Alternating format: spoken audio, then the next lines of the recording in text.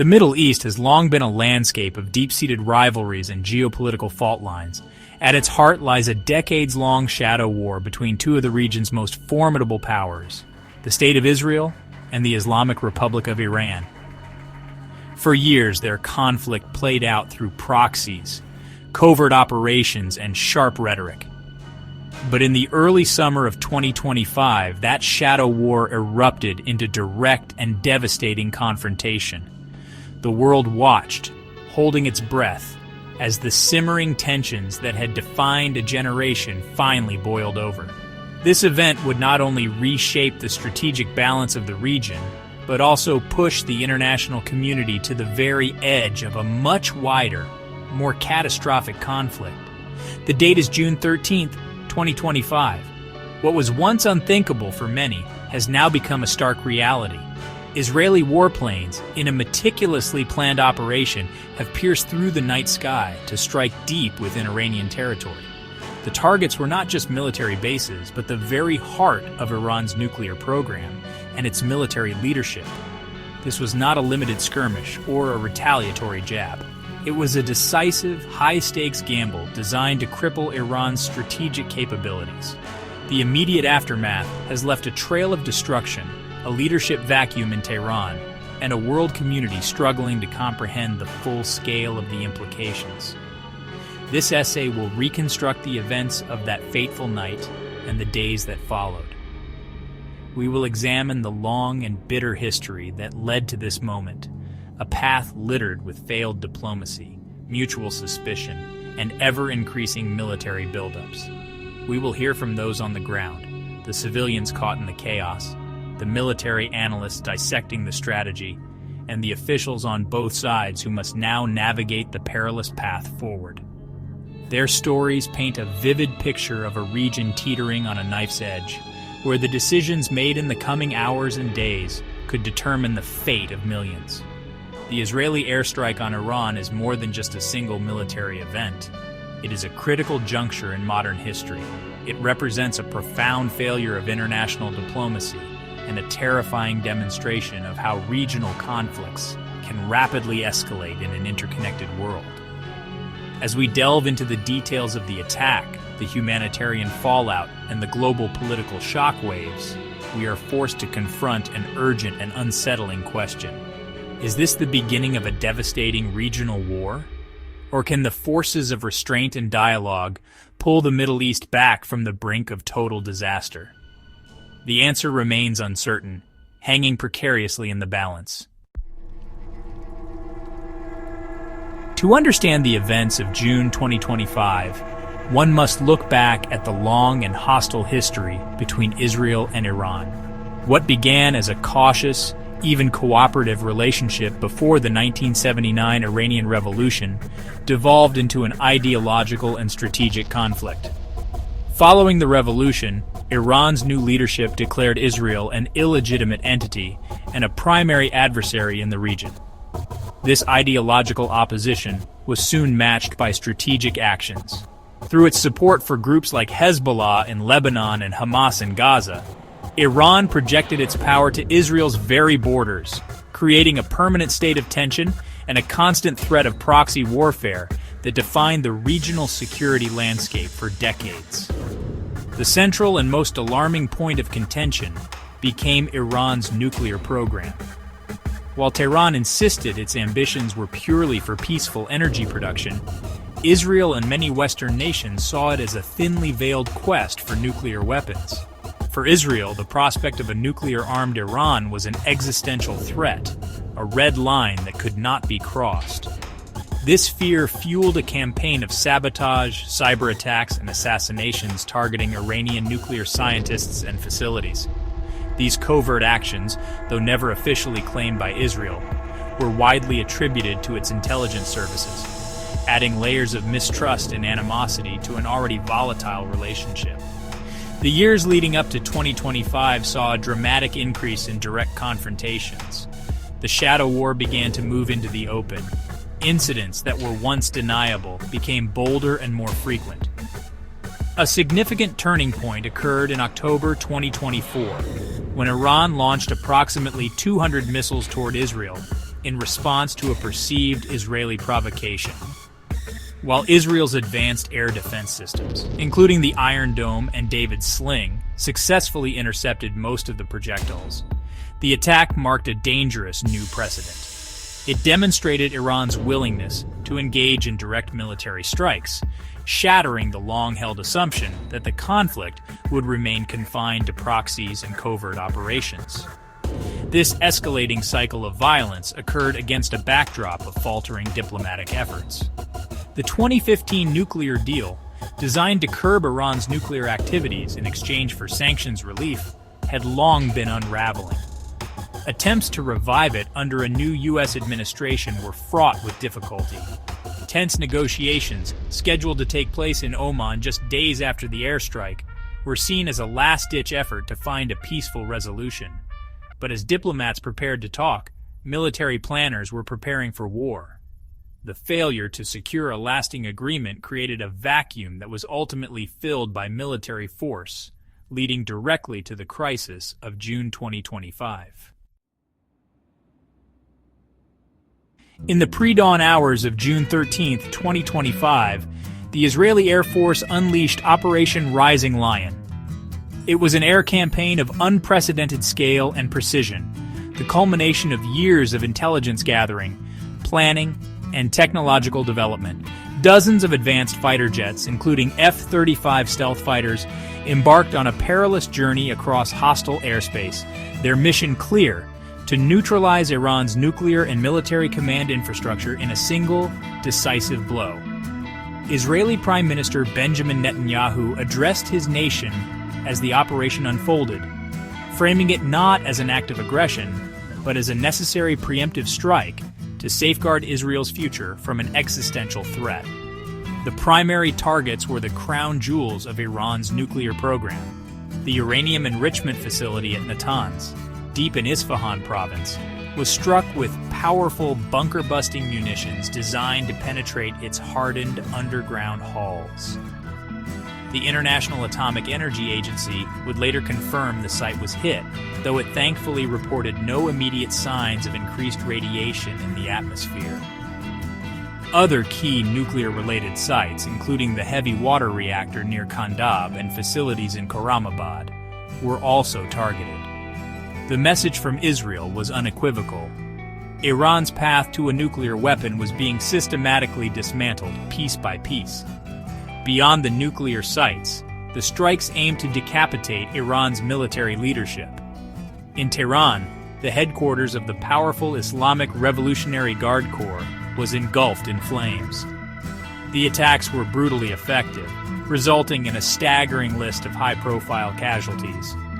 Among the confirmed dead were Major General Mohammad Hossein Bagheri, the Chief of the Armed Forces General Staff, and Major General Hossein Salami, the formidable Commander-in-Chief of the IRGC. The operation also killed top nuclear scientists and critically injured Ali Shamkhani, a key advisor to the Supreme Leader. This surgical removal of Iran's top command was intended to sow chaos and disrupt any immediate coordinated retaliation. The technological sophistication of the attack was on full display. Israel deployed specialized equipment, including advanced electronic warfare systems, to jam Iranian radar and air defenses, creating safe corridors for its strike packages. The use of F-35 Adir jets, with their stealth capabilities, allowed the first waves of attack to go largely undetected until their munitions found their targets. The operation was a stark demonstration of Israel's qualitative military edge, built on superior technology and precise intelligence. For the residents of Tehran and other targeted cities, the night was a terrifying symphony of air raid sirens, roaring jets, and the ground-shaking impact of explosions. The sound was like nothing I have ever heard. The first explosion shook our building, and then another and another. We ran to the basement with our children, not knowing if our home would still be standing when we came out. We feel helpless, caught between our government's policies and another country's bombs. We are the ones who pay the price. Israel's leadership likely concluded that the threat of a nuclear Iran had passed a point of no return. They saw the diplomatic track as a failure and decided that the risks of military action were less severe than the risks of inaction. By targeting the IRGC's command structure so directly, they were not just setting back the nuclear program, they were attempting to paralyze Iran's ability to wage conventional or unconventional war. It was a decapitation strike in its purest form. This was an operation decades in the making. The intelligence, the technology, the pilot training, it all came together tonight. We demonstrated a capability that many thought was impossible. We knew Iran would retaliate, but the calculation was that a disorganized, leaderless retaliation would be far more manageable than facing a nuclear-armed Iran in the future. Now, we wait. Our air defenses are on the highest alert. We are prepared for what comes next, whatever it may be. The official statements from both governments starkly reflected their opposing realities. In Israel, Prime Minister Netanyahu declared the operation a historic success that had removed a dagger pointed at the heart of our nation. In contrast, Iran's supreme leader, Ayatollah Ali Khamenei, appeared on state television to vow severe punishment for the aggressors. He spoke of martyrdom and resistance, promising a painful fate for Israel. These official narratives, broadcast to their respective populations, work to solidify national resolve but also deepen the chasm between the two nations, making any off-ramp from further escalation seem increasingly remote. Beyond the strategic calculations and military targets, the Israeli airstrikes inflicted a profound and immediate human toll. In the cities and provinces targeted, the lives of ordinary civilians were violently upended. The strikes, while described as precise, inevitably caused collateral damage. In several Tehran neighborhoods, residential buildings near military sites suffered shattered windows, collapsed walls, and serious structural damage. The attacks triggered widespread panic, sending families rushing into crowded and often inadequate bomb shelters. For many, the night was just a terrifying ordeal of uncertainty, spent huddling in darkness as the sounds of war echoed above. The humanitarian impact quickly overwhelmed local services. Hospitals in Tehran and Isfahan, already dealing with the daily pressures of a large population, were suddenly flooded with casualties. Doctors and nurses worked frantically to treat injuries ranging from shrapnel wounds to severe burns and crush injuries from collapsing structures. Medical supplies were stretched thin, and the sheer volume of patients created chaotic scenes in emergency rooms. We have received dozens of injured civilians, a doctor at a Tehran hospital told a foreign journalist. These are not soldiers. They are shopkeepers, students, and parents who were in the wrong place at the wrong time. The disruption to daily life was immediate and absolute. As news of the attacks spread, major highways leading out of Tehran became gridlocked with cars, as thousands of residents attempted to flee the city, fearing further waves of strikes. Imam Khomeini International Airport suspended all flights, stranding thousands of passengers and cutting off a key link to the outside world. Schools and businesses were shuttered, and a palpable sense of fear settled over the capital. The strikes not only damaged physical infrastructure, but also shattered the fragile sense of normalcy for millions of Iranians, replacing it with anxiety and dread for what the future might hold. This human suffering became a central element in the narratives pushed by both sides.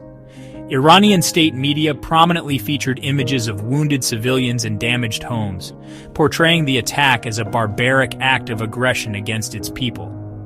This was used to rally domestic support and to appeal for international condemnation of Israel. Conversely, Israeli officials expressed regret for any civilian harm, but maintained that the responsibility lay with the Iranian regime for placing military assets in or near populated areas. In this tragic calculus of war, the suffering of civilians became another front in the information war that raged alongside the military conflict. As the first explosions rocked Iran, the world's media scrambled to cover a story that had been feared for years. global news outlets provided round-the-clock coverage, transforming the regional conflict into a worldwide event. On screen, headlines from major broadcasters captured the gravity of the situation. CNN ran a banner that read, "Israel launches massive airstrike on Iran. Key military leaders killed." The BBC was more measured but equally stark. "Middle East on edge after Israeli strikes hit Iranian nuclear and military sites." These headlines, broadcast in dozens of languages, signaled the severity of the crisis to a global audience. News channels aired dramatic, often unverified footage from social media, showing flashes of light in the night sky over Tehran and Isfahan. Alongside these raw images, military analysts and regional experts were brought into studios to provide instant analysis. They used maps and graphics to explain the strategic significance of targets like Natanz and the IRGC headquarters. Animated timelines trace the escalating tensions of the previous months, from the October 2024 missile exchange to the failed diplomatic talks, providing viewers with crucial context to understand how the situation had reached this critical point. This constant stream of information created a sense of immediacy and global participation in the unfolding drama. The coverage highlighted the starkly different narratives being presented by each side. Interviews with Israeli officials emphasized the defensive and preemptive nature of the strikes, framing them as a necessary action to prevent a nuclear-armed Iran from threatening global security. In contrast, reports from Tehran, often channeled through state-controlled media, focused on themes of victimhood and defiance. Iranian officials condemned the attack as an act of state terrorism and broadcast images of Ayatollah Khamenei vowing a swift and crushing response. This media battle for international opinion was waged as fiercely as the military conflict itself. The economic fallout of the attack also became a major news story. Financial news networks reported breathlessly on the market reaction. Oil prices surged by over 10% in a matter of hours on fears of a wider conflict that could disrupt supply from the Persian Gulf. Global stock markets tumbled, with United States and Asian futures showing significant losses as investors fled to the safety of gold and government bonds. The media coverage made it clear that the consequences of this regional war were not confined to the Middle East. They were being felt in the pocketbooks of people all over the world, demonstrating the interconnectedness of the global economy. To fully grasp the significance of Operation Rising Lion, it is essential to break down the military strategy and technological prowess involved. The attack was not a simple bombing run. It was a complex, multi-layered operation that relied on years of planning and cutting-edge military hardware. The first phase involved extensive electronic warfare. Israeli aircraft, likely including specialized Gulfstream G550 jets, created a corridor of electronic silence by jamming Iran's early warning radar systems. This allowed the primary strike force of F-35 Wanadir stealth fighters to approach their targets without triggering an immediate, coordinated air defense response from the Iranian military. The choice of munitions was critical to the mission's success. For hardened and deeply buried targets like the underground halls of the Natanz enrichment facility, the Israeli Air Force deployed GBU-72 Advanced 5K penetrator bombs. These powerful 5,000-pound munitions were specifically designed to burrow through layers of rock and reinforced concrete before detonating, ensuring the destruction of what lay inside.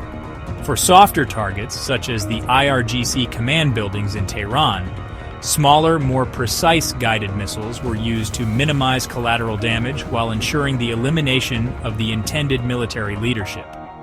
This tailoring of weapons to targets demonstrated a high level of operational intelligence and planning. The timeline of the attack reveals a meticulously synchronized plan.